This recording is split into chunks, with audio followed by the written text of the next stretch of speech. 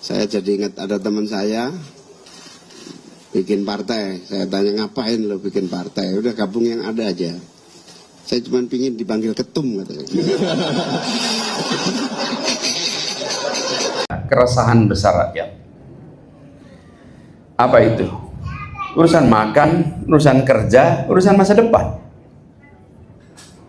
Di dapur banyak keluarga hari ini, lauk terasa makin tipis. Harga beras mahal. Lauk, transport, sekolah, biaya pendidikan, biaya kesehatan, semua terasa menekan. Tapi di sisi lain, laporan-laporan ekonomi mengatakan dan bunyinya bagus-bagus. Jurangnya ada di sini nih. Ini jurangnya nih. Apa yang terjadi? Angka di atas nampak tumbuh, tapi di bawah merasa was-was. Negara sudah saatnya kembali memihak dapur-dapur rumah tangga, bukan memihak mereka yang berada dalam kemegahan podium-podium yang ada di Republik ini. Di pasar dan di dunia usaha, ini semuanya bisa merasakan keluhannya mirip. Pembeli sepi, ongkos tinggi, izin dan pajak sering membingungkan. Sementara akses kepada permodalan tidak selalu mudah. Kalau kondisi ini dibiarkan, maka pasar rakyat yang jadi penyangga ekonomi daerah bisa pelan-pelan surut. Dan kondisi ini sekarang ini sudah terlihat. Lalu kita lihat di anak muda. Persoalan utama bagi anak muda apa? Lapangan kerja dan masa depan. Melamar berkali-kali, tak kunjung dapat panggilan untuk bekerja. Yang bekerja pun banyak yang upahnya pas-pasan. Pengangguran dilaporkan menurun, tapi sebenarnya banyak yang berpindah dari pekerjaan formal menjadi pekerjaan informal. Yang artinya apa? Kalau pekerjaan informal itu perlindungan sosial lemah, perlindungan hukum lemah. Memang masih tercatat bekerja, tapi upahnya tak layak. Dan kita harus pahami ini sebagai sebuah kenyataan.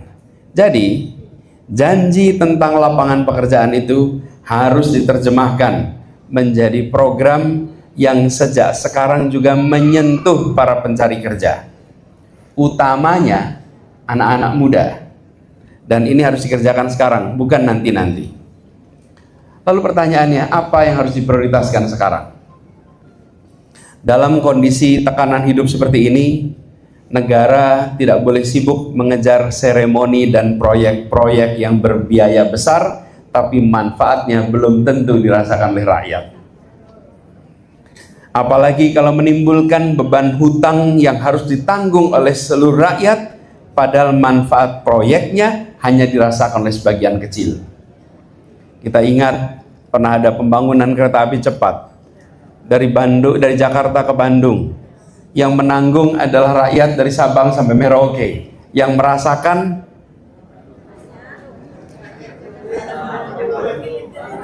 inilah contohnya. Bagaimana ke depan kita harus lebih memastikan program-program yang dibiayai oleh rakyat dirasakan oleh rakyat.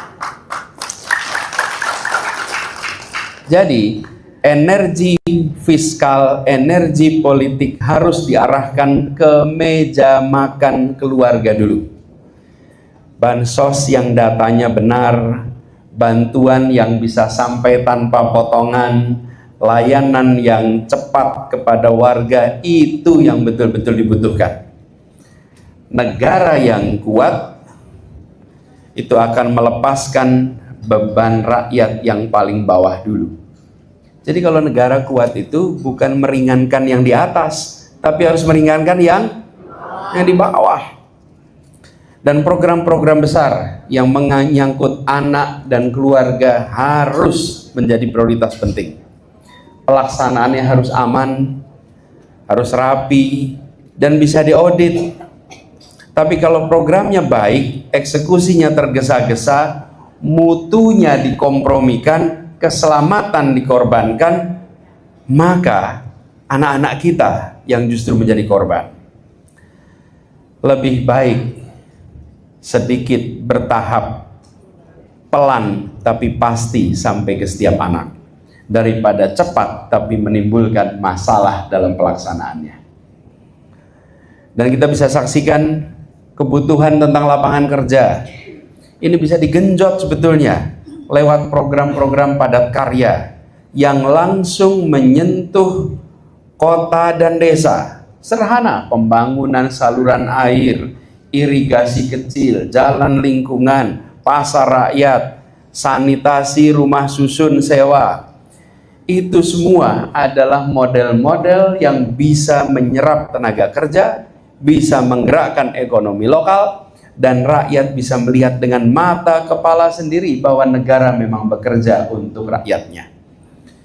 Dan bersama dengan itu, kita lihat usaha kecil yang hari ini kembang kempis. Usaha kecil harus dibuat lebih mudah hidupnya. Apa misalnya?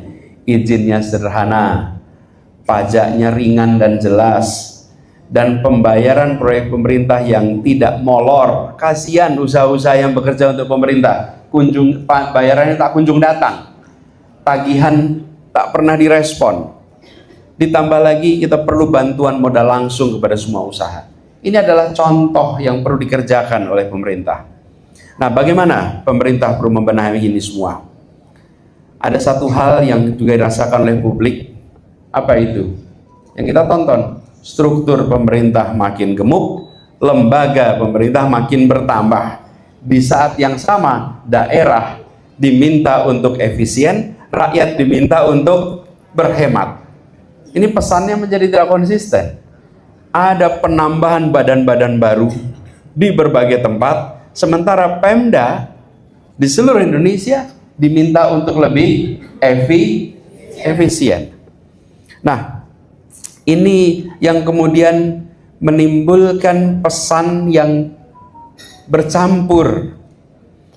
Ketika rakyat mendengar pejabat bicara efisiensi, rakyat tentu senang. Tapi ketika melihat lembaga dan fasilitas mereka justru bertambah, rakyat jadi bingung.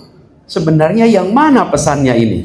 Yang efisien seperti dikatakan, atau yang dikerjakan? Itu sebagai contoh.